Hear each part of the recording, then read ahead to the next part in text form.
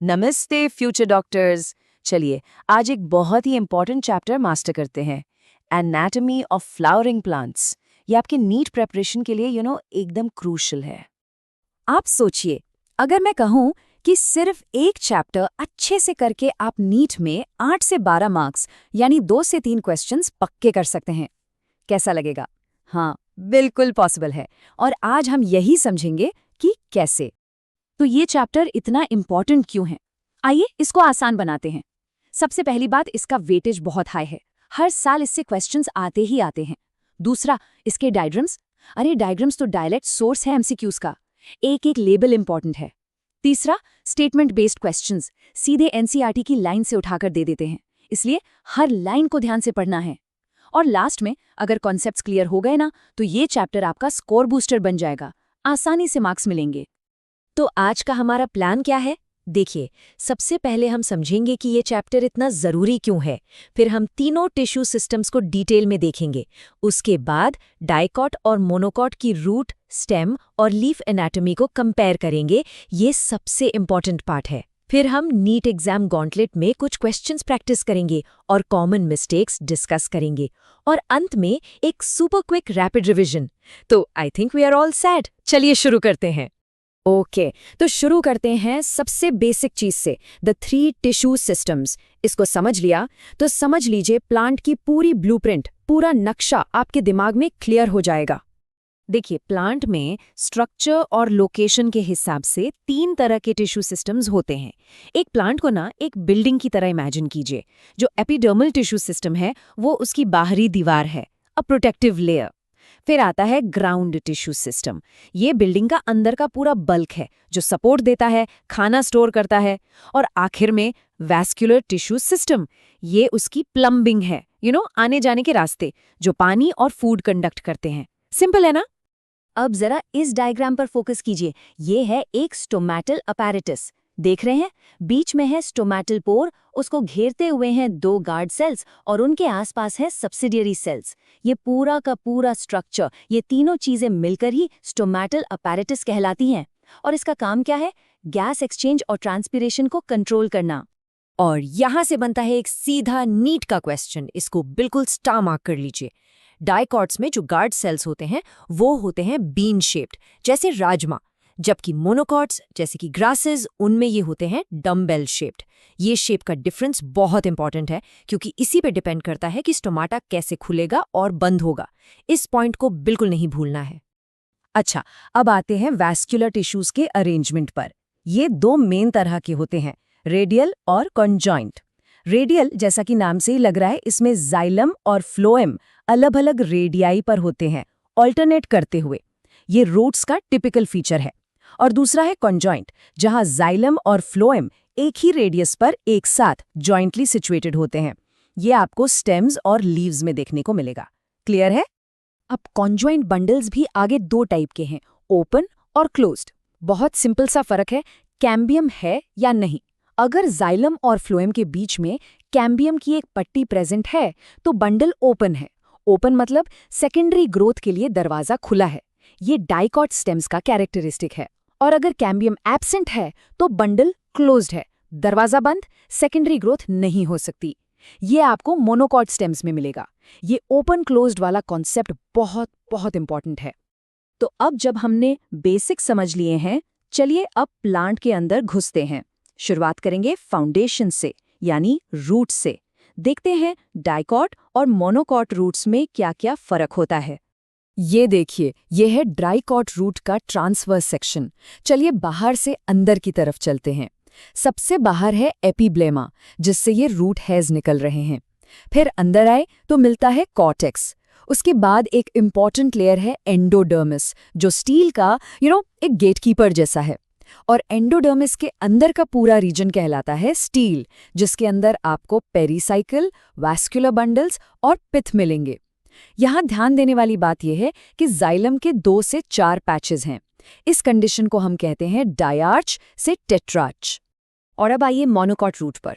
देखते ही एक बड़ा फर्क नजर आएगा। यहाँ देखिए, जाइलम बंडल्स की संख्या बहुत ज्यादा है, आमतौर पर 6 से भी ज्यादा। इस कंडीशन को क्या कहते हैं? पॉलीआर्च। बिल्कुल सही, पॉलीआर्च कंडीशन को याद रखिएगा। और सेंटर में देखिए पिथ कितना बड़ा और वेल डेवलप्ड है। डाइकॉट रूट में तो ये छोटा सा था या था ही नहीं। तो चलिए एक क्विक रिकैप करते हैं इन दोनों के डिफरेंसेस का।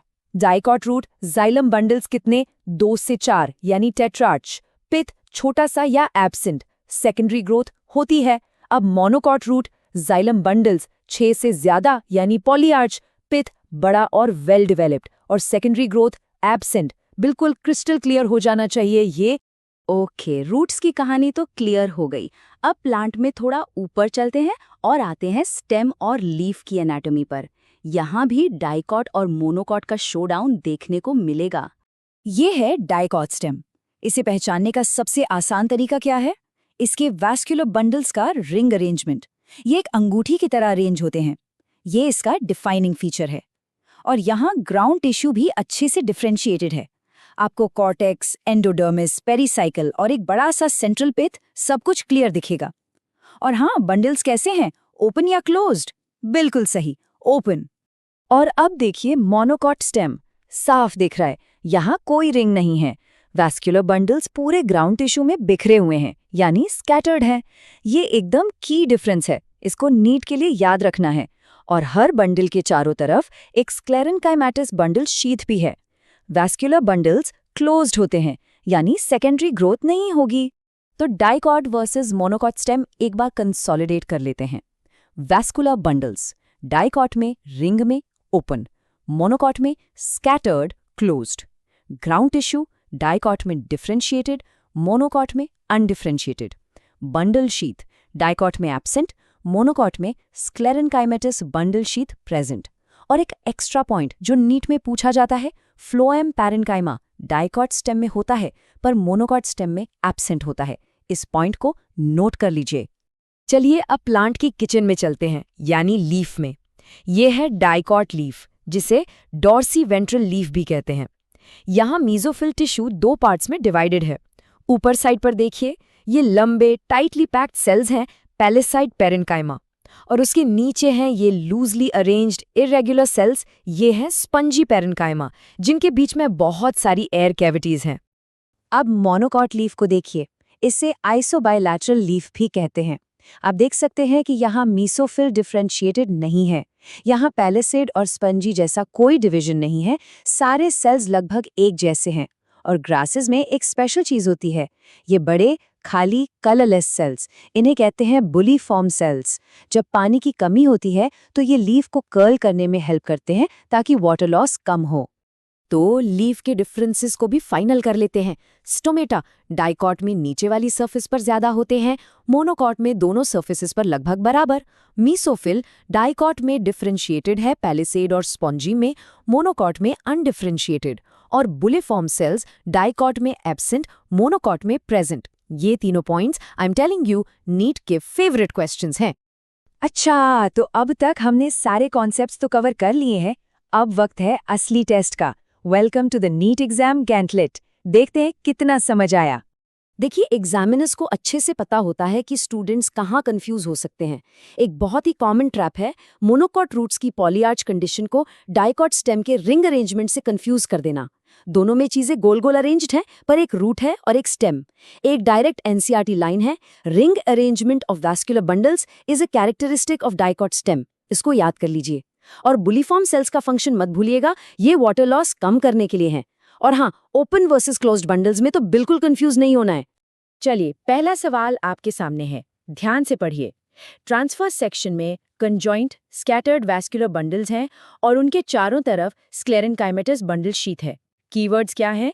स्कैटर्ड और स्क्लेरेनकाइमेटस बंडल शीट। थोड़ा सोचिए, क्या होगा इसका जवाब? और सही जवाब है ऑप्शन डी, मोनोकॉट स्टेम। क्यों? क्योंकि स्कैटर्ड कॉन्जॉइंट बंडल्स और स्क्लेरेनकाइमेटस बंडल शीट, ये दोनों ही मोनोकॉट स्टेम के डिफाइनिंग फीचर्स हैं।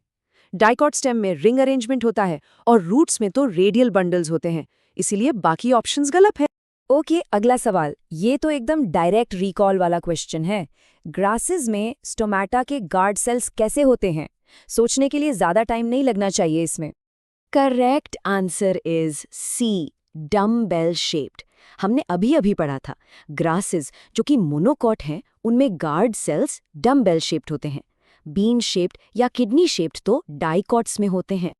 तीसरा सवाल, इसमें 2 फीचर्स को एक साथ दिया गया है, लार्ज वेल डेवलप्ड पिथ और मोर देन 6 जाइलम बंडल्स, यानी पॉलीआर्च कंडीशन। ये दोनों फीचर्स एक साथ किसमें मिलते हैं? ध्यान से सोचिए।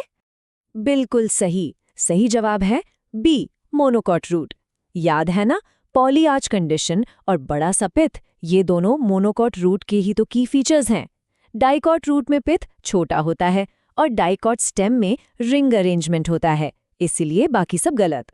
और अब सेशन के एंड में चलिए सब कुछ एक बार में रिवाइज करते हैं।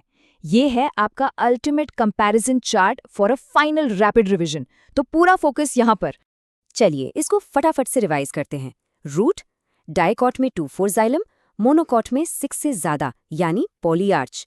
पिथ, डाइकॉट में स्मॉल, मोनोकॉट में लार्ज। स्टेम, डाइकॉट में रिंग एंड ओपन, मोनोकॉट में स्कैटर्ड एंड क्लोज्ड। लीफ का मेसोफिल, डाइकॉट में डिफरेंशिएटेड, मोनोकॉट में अनडिफरेंशिएटेड। और स्टोमेटा का शेप, डाइकॉट में बीन शेप्ड, मोनोकॉट में डम्बेल। इस चार्ट का स्क्रीनशॉट ले लीजिए, ये आपके लास्ट मिनट रिवीजन के लिए एकदम परफेक्ट है। तो ये था हमारा session anatomy of flowering plants पर। कीप वर्किंग हार्ड, और मुझे पूरा विश्वास है कि आप लोग अपने नीट एग्जाम में जरूर सफल होंगे। All the very best. अगर आपको ये लेक्चर पसंद आया हो तो वीडियो को लाइक करें, अपने नीट एस्पिरेंट दोस्तों के साथ शेयर करें और गोल्ड ग्राफ चैनल को सब्सक्राइब करना ना भूलें।